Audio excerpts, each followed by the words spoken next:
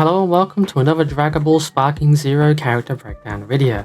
It's been a while since I last did this, and I just want to start this video by thanking Ozaru for the footage. Again, I made sure to follow the instructions in the description and wait specifically 48 hours before covering anything involving his footage. I wanted to honour him at least in that regard. But now that we've waited long enough and we have the time to cover this footage, it was nice enough to do a bunch of different character moveset videos such as Cell, Goten, Boo. So if you want to see those, be sure to leave a like, comment down below, and make sure to subscribe to Ozaru's channel and my channel as well if you enjoy the content. Without further ado, let's take a deep dive look into Ultimate Gohan for today's episode. I'm going to keep this one bite-sized, no more funny intros, nothing like that. We're just going to get into it, we're going to cover Gohan's kit, and then when the full game releases, that's when we start doing the funny bits. So without wasting any of your time, this is Ultimate Gohan in Sparking Zero. Now first up is the Super Kamehameha. Raging Blast viewers on the channel, you may know this as, a cinematic beam attack. But in Budokai Tenkaichi 3 and in this game, it is fully chargeable and its tracking is insane. Like, it is very difficult to avoid this attack, so you're better off either deflecting it or just anything else.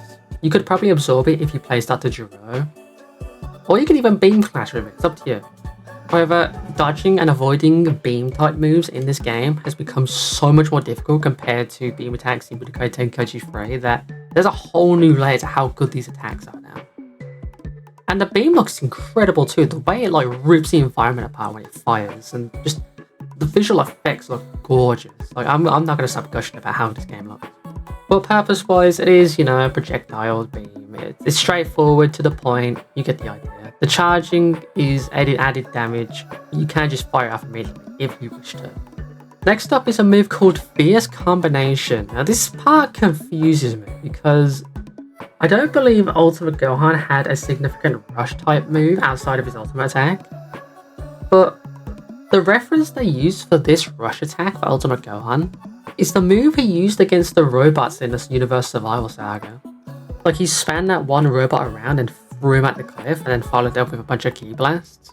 I'm going to put the reference on the screen now, but it just feels really strange to have a DBS move with what I can assume is Buu Saga Ultimate Gohan.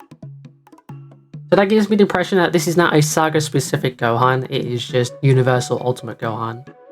I don't know if they're going to make DBS Ultimate Gohan a separate DLC character. It most likely seems that way since this Ultimate Gohan cannot be transformed into. But anyway, you probably want to know what the move itself is like rather than the lore and stuff. It's got decent range. The tracking is a little bit wonky. This is something that has been prevalent in previous builds, so I don't know if they're going to fix that in the final release.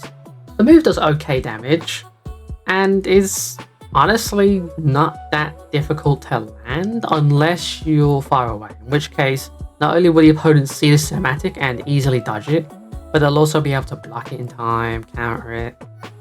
It's very easily telegraphed, but if you can string it into combos or use it on a blind spot on the opponent, that gives you a serious advantage. That goes with most rush attacks in this game.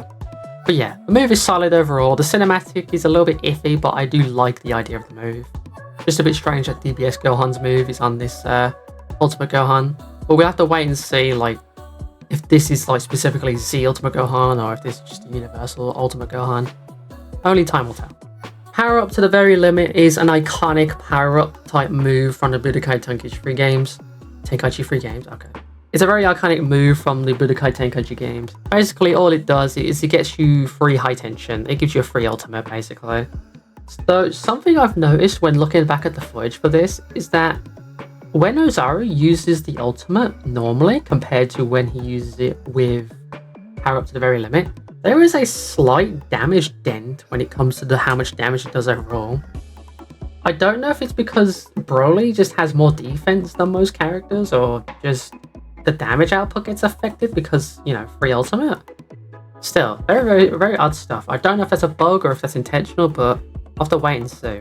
And of course, Wild Sense is the classic auto dodge move. When you see an attack coming towards you, pop Wild Sense and the game will dodge for you. Or when it comes to melee attacks, the game will dodge and counter for you. It is pretty straightforward, I don't really need to explain much more than that. I'm pretty sure if you've watched or played Budokai Tenkaichi 3, you know exactly what this move does and how useful it can be. And lastly, we have Burst Rush, the ultimate attack for Ultimate Gohan. Honestly, I know I glaze Raging Blast 2, but I don't know. I kind of prefer how Budokai Tenkaichi 3 and Raging Blast 2 did it compared to this one. But this is a unique take. I do like it for what it's worth. I just think the older games had better choreography and stuff. But still, I can appreciate them trying something different and not just the same move over and over again, bar for bar, word for word. I can appreciate the effort. But again, it falls into the same line as Fierce Combination, where it's a rush type move. So it's going to have the same kind of issues and pros and cons as that, where it's telegraphed, it's fast, so you got to be ready for it if you want to avoid or dodge it or counter it. But if you do land it, ultimate attacks in this game do mad damage. So safe to say, once you pull this off or get someone in a really tight combo, there's a chance you could kill someone in a single combo if you have this ultimate ready.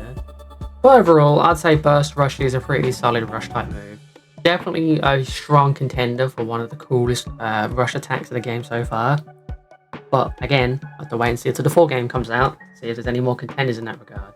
So yeah, that's Ultimate Gohan. Pretty straightforward, you know. He still has most of what he made him good in the original game. He has his beam, he has his rush attack, he has a really good ultimate attack. His buff is still the same. So if you like to play Ultimate Gohan in Budokai Tenkaichi 3, you will most likely enjoy playing him here as well. As a lot of people have been saying that Sparking Zero is basically just a modern and refreshing version of Tenkaichi games. Again, no surprise there, it's supposed to be the next step in the franchise. But still, if you like playing Budokai Tenkaichi 3, then hopping onto Sparking Zero will just feel like, you know, swapping controllers.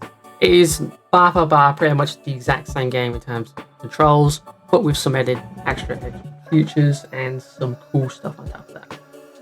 So yeah, that's just a quick bite-sized character breakdown video. I want to go into more detail and experiment for myself when the game drops, but from the footage we have now, this is all I can provide. And once more, I want to shout out Ozaru for uploading and lending the footage for this character breakdown video. Big shout out to them. Be sure to go support them and subscribe to the channel. They have more moveset videos if you want to go take a look at the full video for yourself. But as from me, that's all. Thank you for watching. Subscribe if you want more character breakdowns. Like as well. And I'll see you all in the next one.